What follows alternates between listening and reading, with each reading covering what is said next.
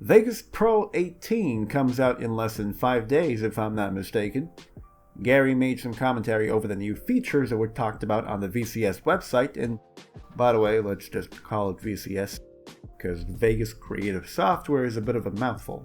I like the continued approach of pushing the boundaries of what the software can do when uncovering new grounds. This AI-enhanced coloring feature is of a particular intrigue for me, but while there's a lot of upcoming features that we don't know about, I will say that I'm a bit skeptical about whether I'd actually want to have an ownership license of the new one.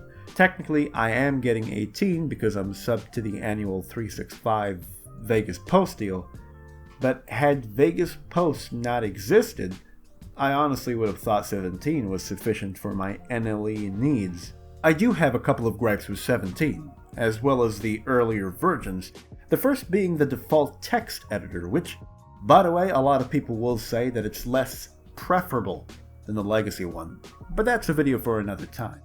My gripe is about having to introduce entire video tracks just to add an additional text on the same scene. I mean, yes, you can hide the video tracks by simply grouping them and collapsing the group tracks, but it's still a clunky workflow and potentially a waste of processing power.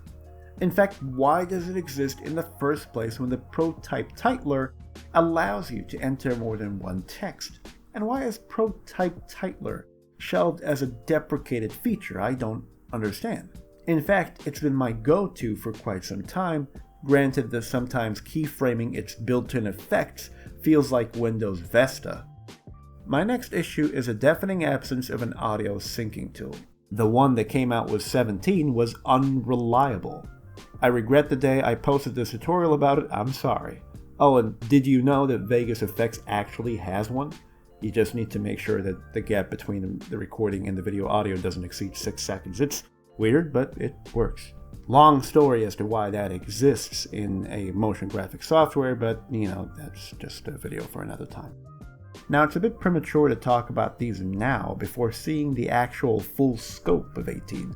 But if addressing them is one of the surprises Gary talked about, then I'll be happy to call it a deal breaker. If not, then regardless of what comes with 18, I really hope the VCS team would consider devoting their energy in visiting the inefficient characteristics of the software's fundamental function.